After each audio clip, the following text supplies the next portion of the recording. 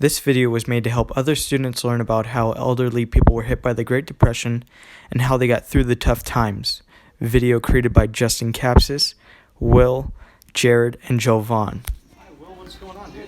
How's it going? I'm actually doing my retirement. Oh, your monthly pension that you get every month? Yeah. Oh, here you go, Will. You're doing this. Nice to see you. Nice to see you. All right, see you next month. All right. Elderly people in the 1920s would retire. In order to keep getting products from all the booming business stores around them, they would have to make monthly withdrawal pensions from their local banks.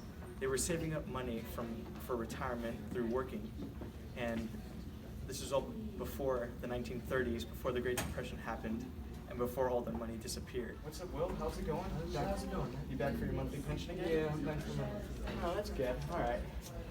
Here you go, dude. Oh. What? What happened to all the money?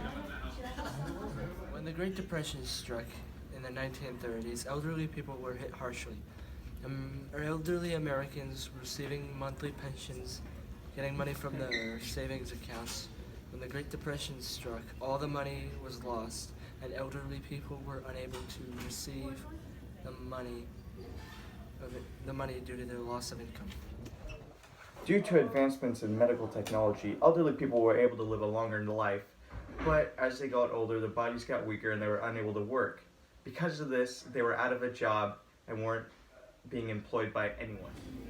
Hi, sir. I'm in desperate need of a job, and I really need you to employ me right now. Do you have any spaces available or anything? Are you hiring right now? Hell no! Since elderly people didn't have a job and they had no money tied up in the bank, they were unable to buy food and were starving out on the streets. They were beginning to ask Theodore Roosevelt for help. My coworker Will now accurately depict what it was like for elderly people out on the streets. I need food.